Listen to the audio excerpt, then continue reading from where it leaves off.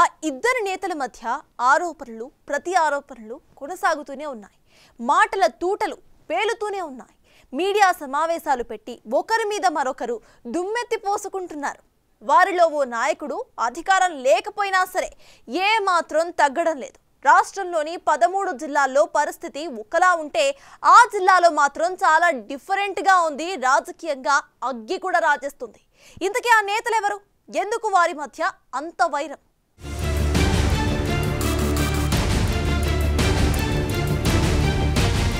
నెల్లూరు జిల్లా సర్వేపల్లి నియోజకవర్గానికి ప్రాతినిధ్యం వహిస్తున్న సోమిరెడ్డి చంద్రమోహన్ రెడ్డి సీనియర్ పొలిటీషియన్. ఆయన చేతిలో పరాజయం పాలైన కాకాణి గోవర్ధన్ తాజా మాజీ మంత్రి. ఉమ్మడి నెల్లూరు జిల్లాలో ఇటీవల జరిగిన ఎన్నికల్లో మొత్తం 10 నియోజకవర్గాలు టీడీపీ కైవసం చేసుకుంది. దాంతో ఓడిపోయిన నేతల్లో పలువురు సైలెంట్ అయిపోయారు. కొందరైతే ఎక్కడున్నారో కూడా తెలియటం లేదు.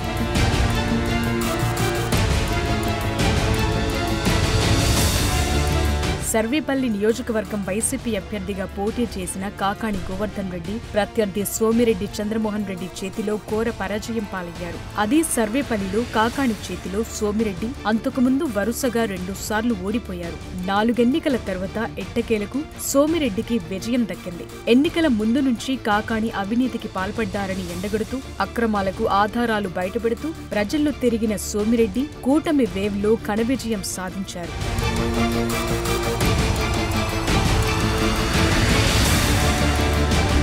ఓటమిని ఓర్చుకోలేని కాకాణి ప్రభుత్వం వచ్చి 100 రోజులు కాకపోయినా మీడియా సమావేశాలు పెట్టి అసత్య ప్రచారాలకు దిగుతున్నారని సోమిరెడ్డి ధ్వజమెత్తుతున్నారు. పొదలకూరు మండలం సూరాయపాళెం ఇసుక రీచ్ అసలు ప్రారంభం కాకపోయినా 100 కోట్లు దోచేయటానికి తాము ప్రణాళిక సిద్ధం చేసుకున్నామని ఆగమాగం చేస్తున్నాడని సోమిరెడ్డి ఆరోపిస్తున్నారు. ఒక్క ఇసుక సంగతే కాదు, పొదలకూరులో వెలసిన లేఅవుట్లకు అనుమతులు లేవని వారిని ఇబ్బంది పెట్టకుండా ఉండాలంటే సోమిరెడ్డి 7 కోట్లు అడిగినట్లు కాకాణి నిత్యం ఆరోపణలు చేస్తున్నారు. నేను మిమ్మల్ని అడిగేది ఒకటే ప్రశ్న అడుగుతున్నా. మీరు అక్కడికి వెళ్ళారు, ఏం చూశారు, మీకు ఏం అర్థమైంది అనేటువంటిది చెప్తే దాని మీద మీరు మొత్తం అందరు కలిసి వెళ్ళి మీ భుజాలు మీరు తట్టుకొని రావడం కాదు. మీకు ఒకవేళ ధైర్యం ఉంటే, మీకు చిత్తశుద్ధి ఉంటే, నిజంగా మీరు దొంగలు కాకపోతే అక్కడ జిల్లా కలెక్టర్ గారిని, ఎస్పీ గారిని, మైనింగ్ అధికారులని, ఇరిగేషన్ అధికారులని పిలిపించండి. పిలిపించి ఆ ప్రాంత ప్రజల ప్రజాభిప్రాయ సేకరణ తీసుకుంటే వాస్తవాలు బయటకు వస్తాయి. సోమిరెడ్డి దోపిడీ ఉందా లేదా అనేటువంటిది తెలిసి వస్తుంది. మేమేమన్నాం, 100 కోట్ల రూపాయలకు నువ్వు స్కెచ్ చేసేవాటి ఇప్పటికే మొదలుపెట్టలేదే, మొదలుపెట్టకముందే మీరు 100 కోట్లు అంటున్నారంటే నీ రాబడిని బట్టి మేము మాట్లాడాలనా, నీకెంత రాబడి వస్తుంది అనేటువంటి దాన్ని బట్టి నేను కొన్ని విషయాలు చెప్పాను. ఈరోజు జిల్లా కలెక్టర్ గారు ఇచ్చినటువంటి ప్రొసీడింగ్స్ ఇవి. ఈ ప్రొసీడింగ్స్ స్పష్టంగా ఉన్నాయి. 29 ఆగస్టు 2024 నాడు జిల్లా కలెక్టర్ ఇచ్చినటువంటి ప్రొసీడింగ్స్. ఇది అవునా కాదా చెప్పండి. దీనిలో ఒక 14 దీనికి సంబంధించి గతంలోనే చెప్పాం. Srikrishna sand and ferry boat workers గుంటూరుకు సంబంధించినటువంటిది 14వ నెంబరు. నేను మీకు కాపీలు కూడా ఇస్తా. వీళ్ళు వాళ్ళ బోట్లు తీసుకొచ్చినటువంటి మాట వాస్తవం కాదా? జిల్లా కలెక్టర్ గారు ఏమిచ్చారు, 15 మందికి ఇస్తూ ఆ 15 మందిని మీరు 3 రీచ్లు ఉన్నాయి, ఒకటి సంగం దగ్గర, ఒకటి నెల్లూరు దగ్గర, ఒకటి సూరాయపాళెం. ఈ 3 రీచ్ల్లో మీరు ఎక్కడైనా సరే మీకు ఇష్టం వచ్చిన దగ్గర మీరు కార్యకలాపాలు చేసుకోండి అని ఇచ్చారు. అదలా ఉంటే గత వైసీపీ ప్రభుత్వంలో మాజీ మంత్రి కాకాణి గోవర్ధన్ రెడ్డి చేసిన అవినీతి, అక్రమాలు, కక్ష సాధింపు చర్యలతో అమాయకులపై కేసులు పెట్టడం వంటి వాటిపై ఆధారాలతో సహా ప్రభుత్వానికి సోమిరెడ్డి ఫిర్యాదు చేశారు.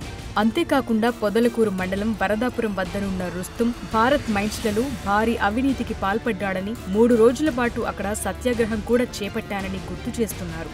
కాకాణి సుమారు 4,000 కోట్లు ఒక్క మైనింగ్లోనే సంపాదించారని సోమిరెడ్డి ఎప్పటికప్పుడు ఆరోపిస్తున్నారు.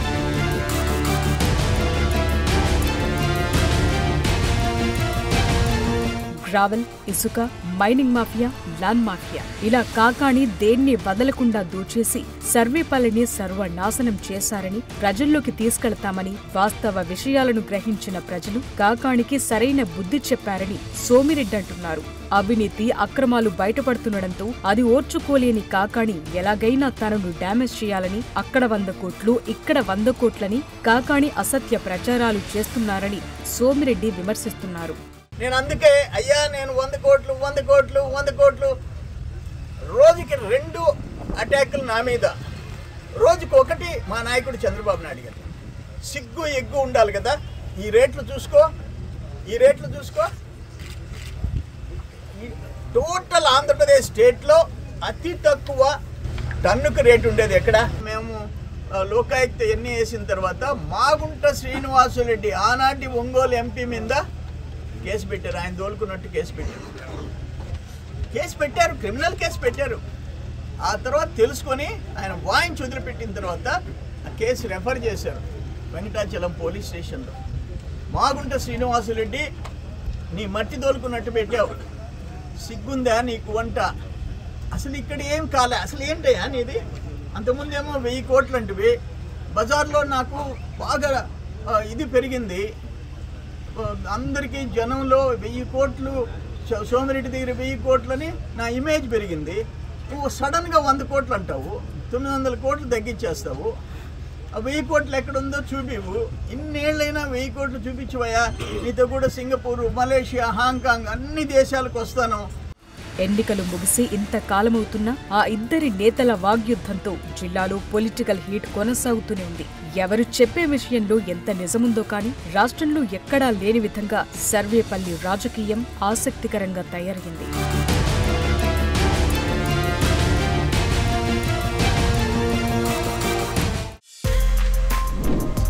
For more videos like this, subscribe Big TV channel.